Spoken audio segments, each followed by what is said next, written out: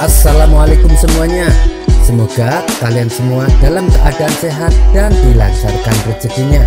Amin ya robbal alamin.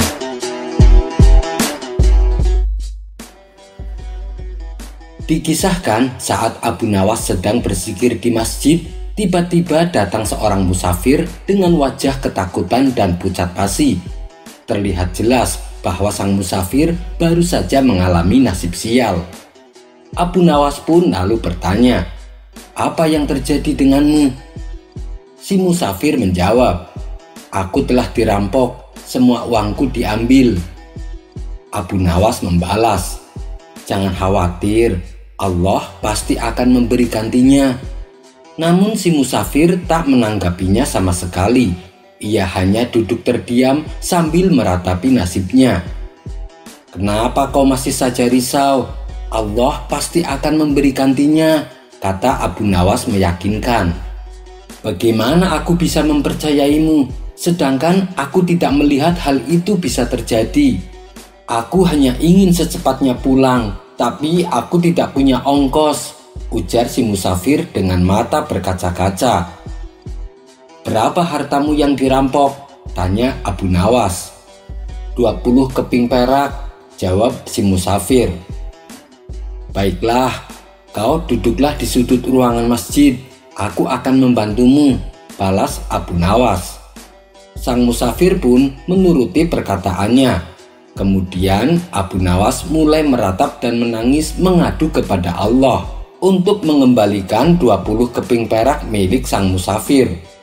Perilaku Abu Nawas ini membuat para jamaah di dalam masjid terganggu. "Hei Abu Nawas, diamlah. Jangan bikin suasana masjid berisik," tegur salah satu jamaah. Akan tetapi, bukannya berhenti, Abu Nawas malah semakin keras tangisnya. "Ya Allah, kembalikanlah 20 keping perak milik musafir itu," kata Abu Nawas terus menangis. Karena terganggu dengan tangisan Abu Nawas, para jamaah pun mengumpulkan sumbangan dan menyerahkannya kepada sang musafir. Setelah mendapat kembali 20 keping perak, sang musafir merasa bahagia dan tak lupa mengucapkan terima kasih kepada Abu Nawas. Kisah selanjutnya. Mungkin kita sering mendengar istilah harta karun. Kata tersebut sebenarnya diambil dari nama seseorang yang bernama Qorun. Dia adalah kerabat Nabi Musa yang terkenal dengan kekayaannya. Kemudian kekayaannya yang berlimpah itu oleh Allah ditenggelamkan ke dalam bumi. Jadi ketika kita menemukan di dalam bumi sebuah benda yang berharga dan bernilai tinggi, kita selalu menyebutnya harta karun. Jauh sebelum kekayaan Qorun melimpah ruah, sebenarnya ia hanyalah seorang lelaki miskin yang tidak mampu menafkahi keluarganya. Bosan dengan keadaan tersebut, lalu Qorun meminta Nabi Musa untuk mendoakannya agar Allah memberikan harta benda yang banyak. Nabi Musa menyetujuinya tanpa ragu karena dia tahu bahwa Qorun adalah seorang yang sangat soleh dan pengikut ajaran Ibrahim yang sangat baik.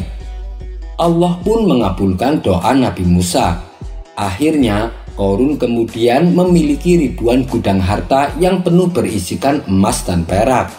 Qorun memiliki 4.000 pengawal dan 4.000 binatang ternak yang sehat serta 60 ekor unta.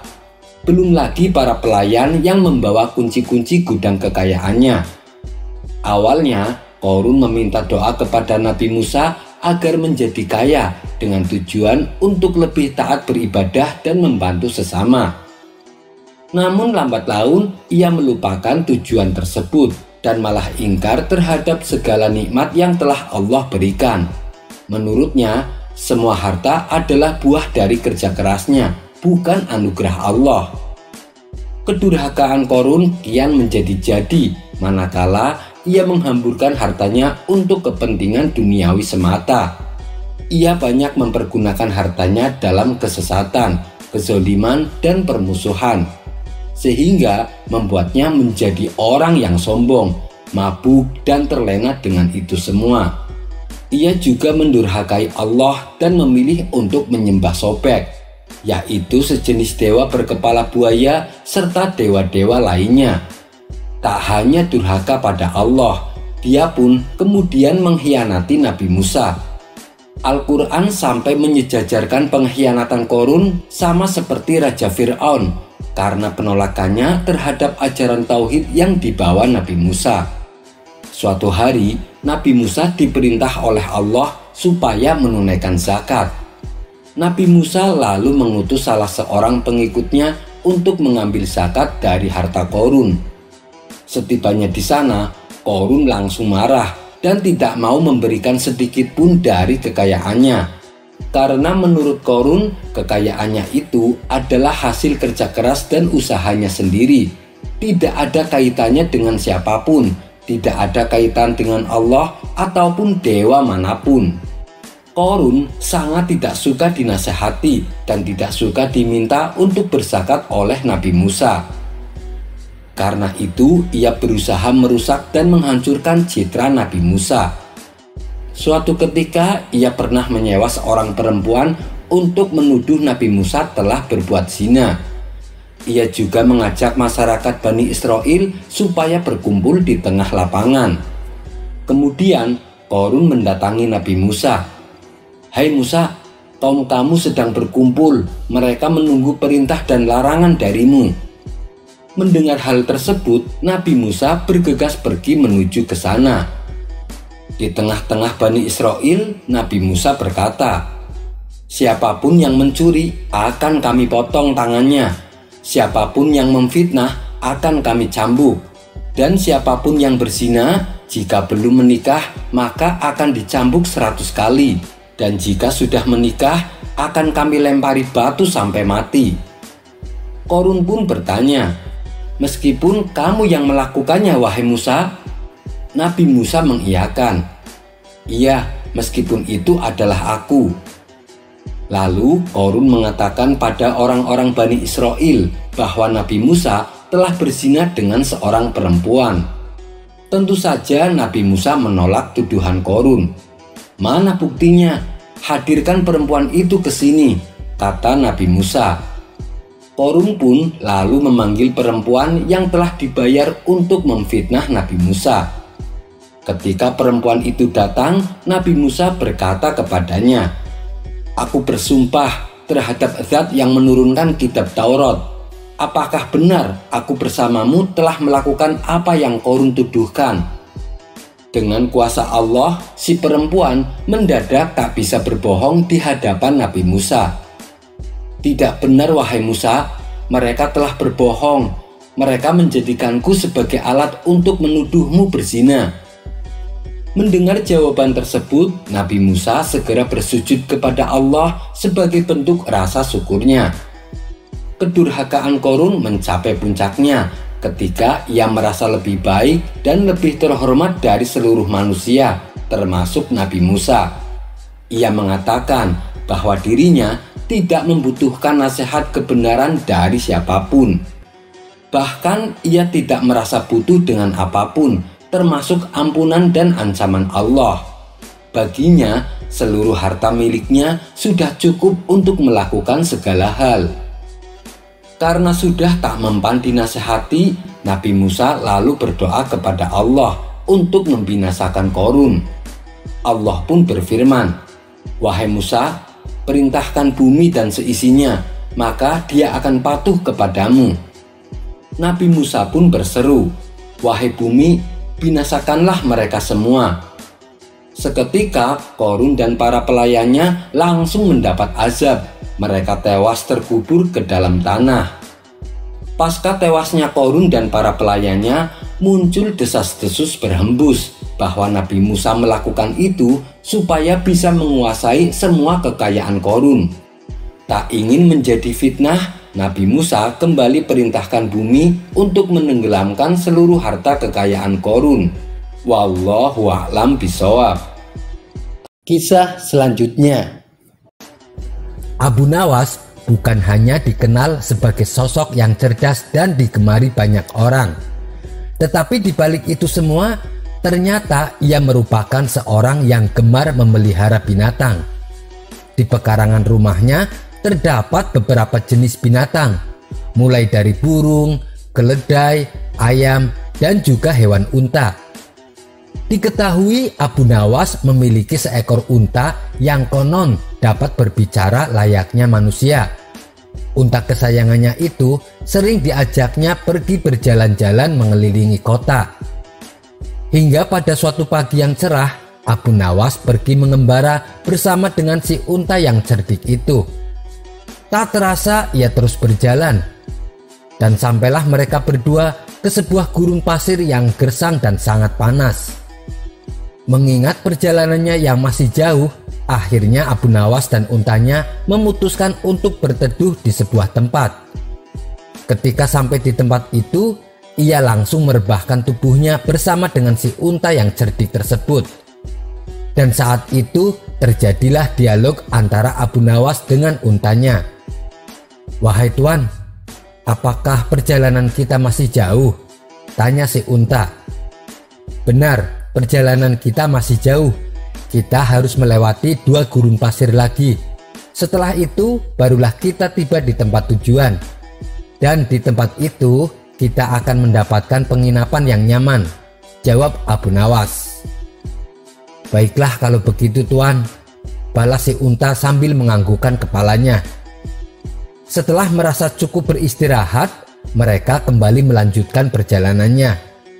Namun sampai hari sudah mulai gelap, mereka belum juga sampai ke tempat tujuan.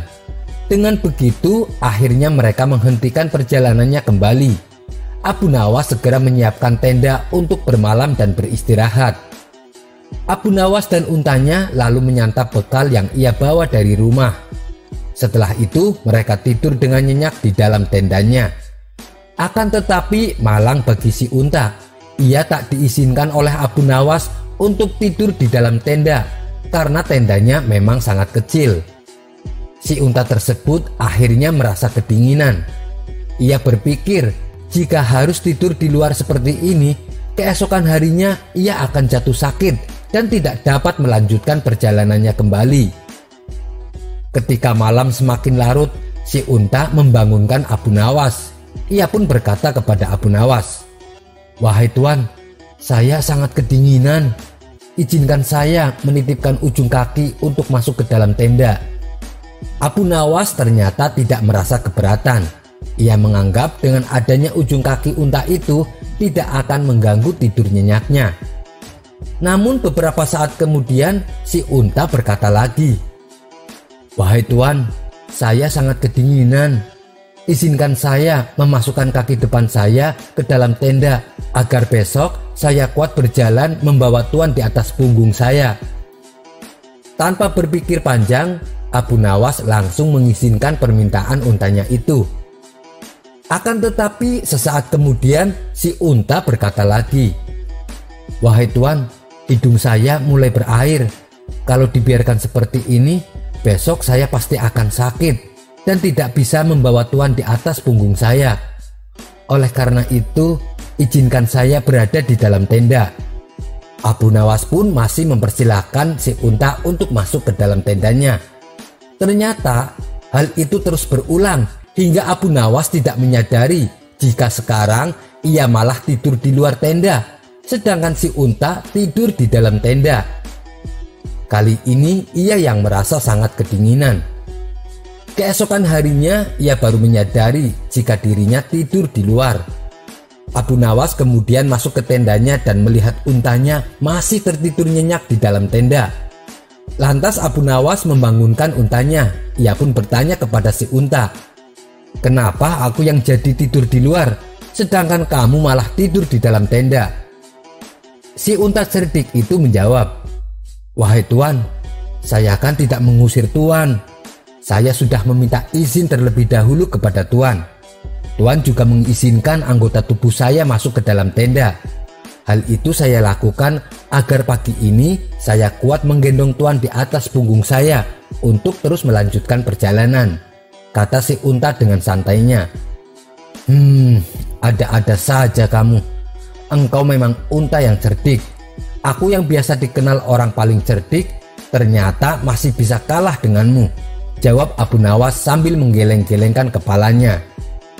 Sekian dulu perjumpaan kita kali ini. Sampai bertemu lagi di kisah selanjutnya. Terima kasih yang sudah subscribe dan setia menonton channel ini. Wassalamualaikum warahmatullahi wabarakatuh.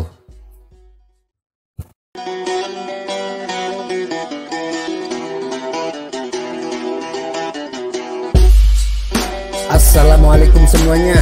Semoga kalian semua dalam keadaan sehat dan dilancarkan rezekinya. Amin ya robbal alamin. Akibat musim paceklik yang menimpa negeri Baghdad, banyak masyarakat yang kesulitan mencari nafkah, termasuk Abu Nawas sendiri.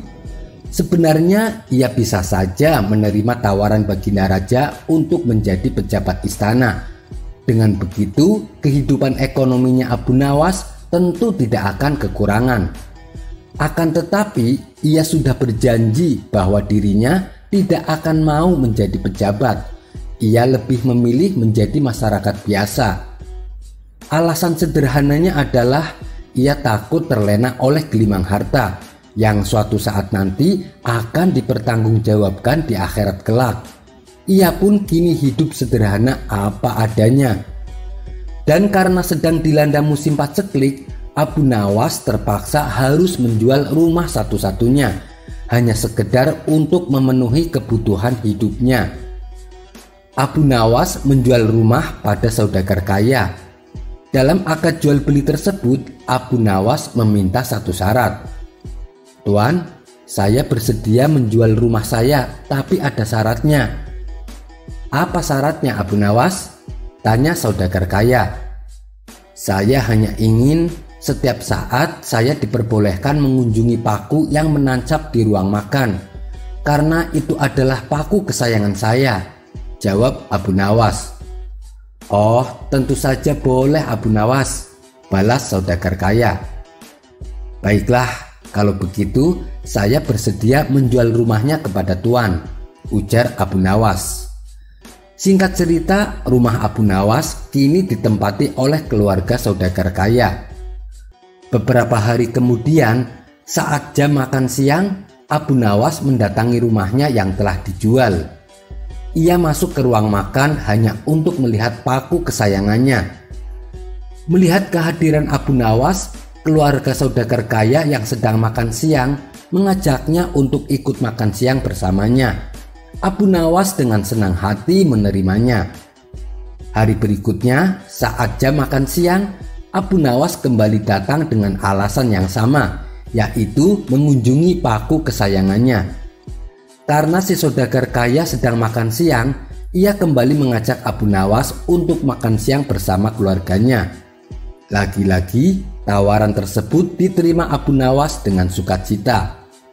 Dan ketika malam tiba, saatnya bagi keluarga saudagar untuk waktunya makan malam, Abu Nawas kembali datang dengan alasan ingin mengunjungi paku kesayangannya.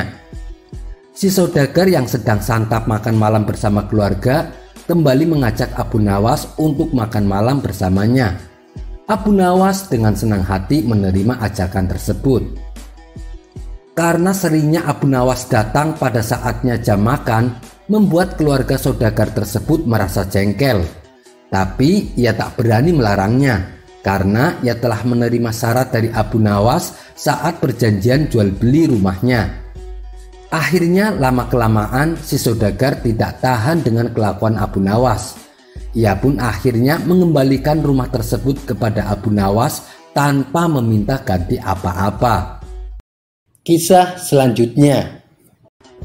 Abu Nawas bukan hanya dikenal sebagai sosok yang cerdas dan digemari banyak orang, tetapi di balik itu semua, ternyata ia merupakan seorang yang gemar memelihara binatang. Di pekarangan rumahnya terdapat beberapa jenis binatang, mulai dari burung, keledai, ayam, dan juga hewan unta. Diketahui Abu Nawas memiliki seekor unta yang konon dapat berbicara layaknya manusia. Unta kesayangannya itu sering diajaknya pergi berjalan-jalan mengelilingi kota. Hingga pada suatu pagi yang cerah, Abu Nawas pergi mengembara bersama dengan si unta yang cerdik itu. Tak terasa ia terus berjalan. Dan sampailah mereka berdua ke sebuah gurun pasir yang gersang dan sangat panas. Mengingat perjalanannya yang masih jauh, akhirnya Abu Nawas dan untanya memutuskan untuk berteduh di sebuah tempat. Ketika sampai di tempat itu, ia langsung merebahkan tubuhnya bersama dengan si unta yang cerdik tersebut. Dan saat itu terjadilah dialog antara Abu Nawas dengan untanya. "Wahai tuan, apakah perjalanan kita masih jauh?" tanya si unta. "Benar, perjalanan kita masih jauh. Kita harus melewati 2 gurun pasir lagi. Setelah itu barulah kita tiba di tempat tujuan. Dan di tempat itu kita akan mendapatkan penginapan yang nyaman," jawab Abu Nawas. "Baiklah kalau begitu tuan," balas si unta sambil menganggukkan kepalanya. Setelah merasa cukup beristirahat, mereka kembali melanjutkan perjalanannya. Namun sampai hari sudah mulai gelap, mereka belum juga sampai ke tempat tujuan. Dengan begitu, akhirnya mereka menghentikan perjalanannya kembali. Abu Nawas segera menyiapkan tenda untuk bermalam dan beristirahat. Abu Nawas dan untanya lalu menyantap bekal yang ia bawa dari rumah. Setelah itu mereka tidur dengan nyenyak di dalam tendanya. Akan tetapi malang bagi si unta, ia tak diizinkan oleh Abu Nawas untuk tidur di dalam tenda karena tendanya memang sangat kecil. Si unta tersebut akhirnya merasa kedinginan. Ia berpikir jika harus tidur di luar seperti ini, keesokan harinya ia akan jatuh sakit dan tidak dapat melanjutkan perjalanannya kembali. Ketika malam semakin larut, si unta membangunkan Abu Nawas. Ia pun berkata kepada Abu Nawas, "Wahai tuan, saya sangat kedinginan. Izinkan saya menitipkan ujung kaki untuk masuk ke dalam tenda." Abu Nawas ternyata tidak merasa keberatan. Ia menganggap dengan adanya ujung kaki unta itu tidak akan mengganggu tidur nyenyaknya. Namun beberapa saat kemudian si unta berkata lagi, "Wahai tuan, saya sangat kedinginan. Izinkan saya memasukkan kaki depan saya ke dalam tenda agar besok saya kuat berjalan membawa tuan di atas punggung saya." Tanpa berpikir panjang, Abu Nawas langsung mengizinkan permintaan untanya itu. Akan tetapi sesaat kemudian si unta berkata lagi, "Wahai tuan, hidung saya mulai berair. Kalau dibiarkan seperti ini, besok saya pasti akan sakit dan tidak bisa membawa tuan di atas punggung saya. Oleh karena itu, izinkan saya berada di dalam tenda." Abu Nawas pun masih mempersilahkan si unta untuk masuk ke dalam tendanya. Ternyata hal itu terus berulang hingga Abu Nawas tidak menyadari jika sekarang ia malah tidur di luar tenda, sedangkan si unta tidur di dalam tenda. Kali ini ia yang merasa sangat kedinginan. Keesokan harinya ia baru menyadari jika dirinya tidur di luar. Abu Nawas kemudian masuk ke tendanya dan melihat untanya masih tertidur nyenyak di dalam tenda. Lantas Abu Nawas membangunkan untanya. Ia pun bertanya kepada si unta, "Kenapa aku yang jadi tidur di luar, sedangkan kamu malah tidur di dalam tenda?" Si unta cerdik itu menjawab, "Wahai tuan, saya kan tidak mengusir tuan. Saya sudah meminta izin terlebih dahulu kepada tuan. Tuan juga mengizinkan anggota tubuh saya masuk ke dalam tenda. Hal itu saya lakukan agar pagi ini saya kuat menggendong tuan di atas punggung saya untuk terus melanjutkan perjalanan," kata si unta dengan santainya. Ada-ada saja kamu. Engkau memang unta yang cerdik. Aku yang biasa dikenal orang paling cerdik, ternyata masih bisa kalah denganmu," jawab Abu Nawas sambil menggeleng-gelengkan kepalanya. Kisah selanjutnya. Menjadi orang yang terkenal pintar dan cerdik di kampungnya, pastilah Abu Nawas mendapat banyak pujian dari masyarakat. Akan tetapi ia harus siap manakala ada tantangan debat yang datang secara tiba-tiba dari seseorang yang juga pintar seperti dirinya. Suatu ketika ada 3 orang bijak yang sengaja pergi berkeliling ke negeri Baghdad dengan tujuan ingin mengajak debat para cendekiawan pintar. Setiap kampung yang mereka singgahi, mereka selalu menantang orang-orang pintar untuk diajaknya berdebat. Dan tak ada satu orang pun yang sanggup mengalahkan mereka bertiga. Kemudian sampailah mereka di kampung Abu Nawas tinggal. Mereka menghampiri orang-orang yang sedang berkumpul di lapangan. Lalu mereka berkata kepada para warga, "Adakah di kampung ini orang yang terkenal pintar?" Tanya mereka bertiga kepada warga. "Memangnya kalian ada perlu apa?" Tanya salah satu warga. "Kami ingin mengajak debat. Kami ingin menguji kecerdasannya. Apakah dia memang pintar atau bodoh?" Jawab ketiga orang bijak tersebut. "Di kampung kami ada, namanya Abu Nawas. Beliau bukan hanya pintar, tapi juga cerdik," ujar para warga. "Benarkah? Suruh dia kemari.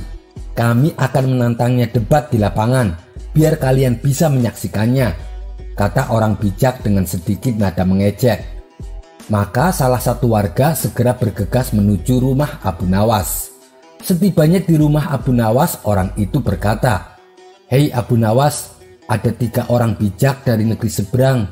Mereka ingin menantangmu berdebat, dan sekarang mereka sedang menunggumu di lapangan," kata orang itu kepada Abu Nawas. "Aku tidak mau meladeni hal-hal seperti itu. Tidak ada faedahnya sama sekali," balas Abu Nawas. "Tapi mereka bertiga tingkahnya sombong sekali, seolah tidak ada yang lebih pintar selain mereka," tugas orang itu. "Biarin saja, toh mereka tidak merugikan kita kan?" jawab Abu Nawas. "Iya sih benar. Tapi bukankah kewajiban kita kepada sesama muslim adalah menyadarkan saudaranya yang berbuat salah? Dan ini adalah tanggung jawabmu Abu Nawas untuk menyadarkan mereka," ujar orang tersebut. "Loh, kenapa tiba-tiba kamu malah menyalahkan saya? Apa urusannya?" tanya Abu Nawas heran. "Sebab orang yang terkenal pandai dan cerdik di kota ini ya cuma kamu Abu Nawas. Saya yakin kamu bisa mengalahkan mereka. Dengan begitu mereka bisa menyadari akan kesombongannya," kata orang itu menjelaskan. Sejenak Abu Nawas terdiam merenungi ucapan orang tersebut. Benar juga apa yang diucapkannya, batin Abu Nawas. "Baiklah, mari kita ke sana," ajak Abu Nawas yang akhirnya mengiyakan permintaannya itu. Ketika sampai di lapangan, ternyata sudah banyak warga berkumpul yang sudah tak sabar ingin menyaksikannya. Kemudian Abu Nawas menghampiri ketiga orang itu. "Kamukah yang bernama Abu Nawas, yang katanya orang paling pintar di kampung ini?" tanya mereka dengan nada meremehkan. Mereka bertiga pun kemudian tertawa melihat penampilan Abu Nawas yang tidak meyakinkan. "Iya benar, wahai tuan-tuan yang budiman, saya Abu Nawas," jawab Abu Nawas dengan sopan. "Baiklah, kita mulai saja acara perdebatan ini. Kami tak ingin membuang-buang waktu kami untuk meladeni orang seperti kamu," ujar mereka bertiga diiringi gelak tawa mereka. "Silahkan wahai tuan yang budiman, karena kalian adalah tamu kami, maka sebagai rasa hormat kami, kalian yang memberi pertanyaan duluan," usul Abu Nawas. Ketiga orang itu sangat senang mendapat kesempatan bertanya duluan. Maka dengan congkaknya orang pertama bertanya kepada Abu Nawas, "Hei Abu Nawas tolol, di manakah letak pusat bumi ini?" Abu Nawas hanya tersenyum dibilang tolol. Ia pun lalu menjawab, "Ah, itu sih pertanyaan gampang. Pusat bumi berada tepat di bawah telapak kaki saya," jawab Abu Nawas. "Bagaimana kau bisa membuktikan hal itu?" tanya orang itu kembali. "Kalau tuan yang budiman tidak percaya, silahkan tuan ukur sendiri," jawab Abu Nawas enteng. Tampaknya jawaban itu telah membuat orang pertama tertegun. Ia hanya bisa diam saja dan tak bisa mengelak. Tibalah giliran orang kedua bertanya kepada Abu Nawas. "Hei Abu Nawas, "Kamu pernah melihat bintang di langit kan?" tanya orang itu. "Ya, setiap malam aku sering melihatnya," jawab Abu Nawas. Pertanyaannya adalah, "Berapakah jumlah bintang di langit?" tanya orang itu kembali. "Jumlahnya adalah sama dengan jumlah bulu yang ada di keledai itu," jawab Abu Nawas sambil menunjuk seekor keledai yang ada di sampingnya. "Bagaimana kamu bisa membuktikan hal itu?" tanya orang kedua itu dengan suara tinggi. "Nah, kalau Tuan tidak percaya, hitung saja rambut yang ada di keledai ini. Nanti saudara akan tahu kebenarannya," ujar Abu Nawas. "Itu sih akal-akalan kamu saja, Abu Nawas. Jawabanmu tidak masuk akal dan sangat bodoh. Mana ada orang bisa menghitung bulu keledai?" Sanggah orang itu tidak terima. "Kalau Anda menganggap saya bodoh, berarti Anda juga bodoh. Bagaimana mungkin orang bisa menghitung bintang di langit?" balas Abu Nawas tak mau kalah. Orang kedua langsung terdiam mendengar jawaban Abu Nawas. Pertanyaan yang diajukannya malah menjadi senjata makan tuan bagi dirinya. Ia pun tak bisa mengelaknya. Sekarang giliran orang ketiga yang akan mengajukan pertanyaan. Orang ketiga ini terlihat sangat geram kepada Abu Nawas. Lantaran tak ingin dipermainkan seperti kedua temannya, ia pun mengajukan pertanyaan dari jawabannya Abu Nawas. "Hei Abu Nawas, tampaknya kamu tahu betul tentang keledai. Coba sebutkan berapa jumlah bulu keledai. Aku ingin kamu menghitungnya," kata orang ketiga dengan nada ketus. "Tentu saja saya tahu, wahai Tuan yang budiman. Jumlahnya sama persis dengan rambut yang ada pada kaki Anda. Kalau Tuan tidak percaya, saya akan menghitungnya sekarang di hadapan Tuan," balas Abu Nawas. "Bagaimana cara kamu menghitungnya?" tanya orang itu heran. "Oh, itu sih gampang, Tuan yang budiman. Saya akan mencabut satu persatu rambut di kaki Anda. Begitu juga dengan bulu keledainya. Lalu mari kita hitung sama-sama," ajak Abu Nawas kepada orang ketiga. Tentu saja orang itu menolak ajakan Abu Nawas. Ia hanya terdiam, tak berani menyanggahnya lagi. Kalau sampai ia menuruti ajakan Abu Nawas, akibatnya ia sendiri yang akan menderita. Ia tak sanggup membayangkan betapa pedih dan sakitnya apabila rambut di kakinya dicabut satu persatu. Mereka bertiga pun akhirnya mengakui kecerdasan dan kecerdikan Abu Nawas. Mereka juga meminta maaf karena sebelumnya telah menganggap remeh Abu Nawas. Sekian dulu perjumpaan kita kali ini. Sampai bertemu lagi di kisah selanjutnya. Terima kasih yang sudah subscribe dan setia menonton channel ini. Wassalamualaikum warahmatullahi wabarakatuh.